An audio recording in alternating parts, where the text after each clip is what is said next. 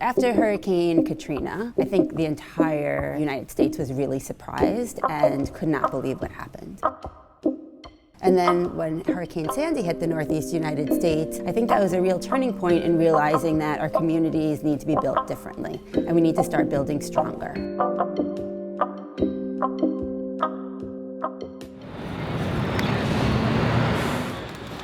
So where we are now is the highest point in the park. And so from here, as the park slopes towards the west and towards the south and east, it starts to get lower and lower and lower till it's really in the floodplain. When Sandy happened, maybe about 15% of this park was flooded. And Star White House has been working in this park for 22 years, and we're very familiar with the park, its history, its use, and its topography. And so, this became one of the many areas we focused on when we were first asked to get involved in the response to Hurricane Sandy effort. Today we announce a plan unlike anything that has been done before in terms of its scope, in terms of its impact. This is a plan that will protect Lower Manhattan for the remainder of this century, all the way to 2100 and, in fact, beyond. The Mayor's Office of Resiliency is responsible for preparing the city for the unprecedented challenge of climate change, and we're doing that in multiple ways. In Lower Manhattan, we have several major initiatives underway. One is the East Side Coastal Resiliency Project, which is a 2.5-mile project that runs from Montgomery Street up to East 25th Street. And then another major initiative is the Lower Manhattan Coastal Resiliency Initiative, which includes 4 infrastructure projects that are in design or completed or will be moving into construction by the end of this administration to protect 70% of Lower Manhattan. And then we're also launching a master planning effort to extend the shoreline of the seaport and the financial district to protect the other 30% of Lower Manhattan. The original concept for these projects actually came from a proposal known as the Big U, which was developed by an independent design firm called the BRIC Group. They submitted the concept to respond to the Rebuild by Design competition. Rebuild by Design begun after Hurricane Sandy as an initiative of HUD, which is the federal government, and President Obama's Hurricane Sandy Task Force. And the initial idea was that Rebuild by Design would be a collaborative way that communities can get together with local governments and designers in a competition form to address the vulnerabilities that were exposed during Hurricane Sandy. If over time we want to create this kind of higher ground along here, it's actually very complicated to figure out how do you keep out the sea while enabling this easy flow of people to enjoy the largest green space down here.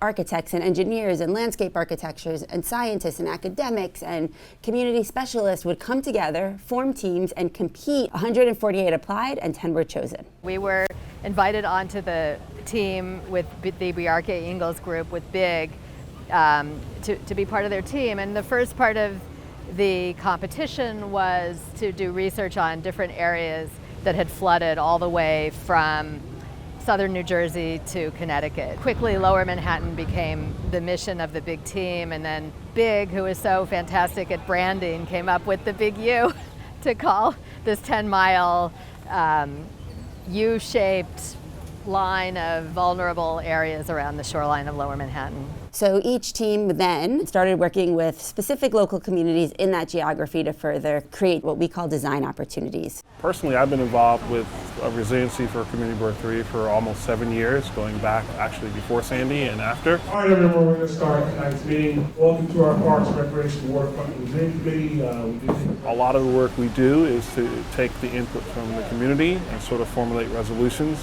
based on the information we get. Since Sandy, we've been tasked with handling a variety of resiliency projects, including the ESCR.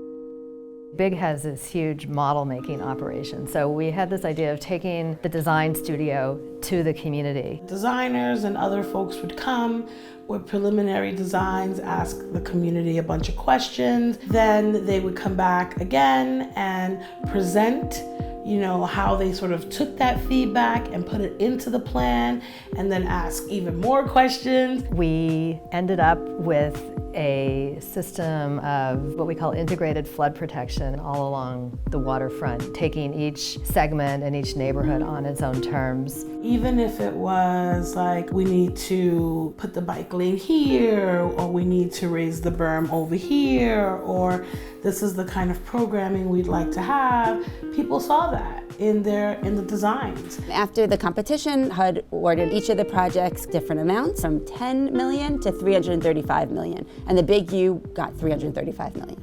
Oh, well, what happened next was the city took the money and they put out a request for proposals to implement it, but they put the request for proposals out to one of the city agencies' on-call engineering teams, which we were not on one of. So then now other people are working on the implementation. To have this much knowledge and to have spent this much time working on something and to sort of be, as Big calls me, the midwife of the Big U, you know, to have that role and then to be, you know, not able to work on it is, it's a shame. I think it's important to realize that the Big U was a concept. The Big U inspired the East Side Coastal Resiliency Project. The city has moved forward with planning and engineering analysis for that project. So this plan that we're presenting now takes that conversation forward and proposes projects that we can actually implement. You know, we'd really gotten really far with finally working in partnership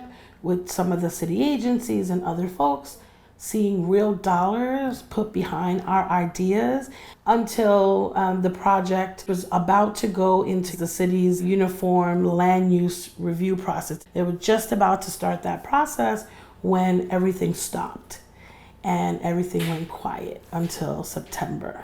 And in September, they came back with an entirely different design. And everybody went crazy. We're going to keep this brief. We actually may get out of here by 8:30, which is a first for about a year. The city and the community collaborated for about 5 years on a plan, a resiliency plan, that would be really effective, that would really keep the neighborhood safe. But then abruptly, with no warning, it was set aside and a new plan was put in place that calls for the complete closure of almost 3 miles of coastline and parkland. So all of that space will suddenly be unavailable.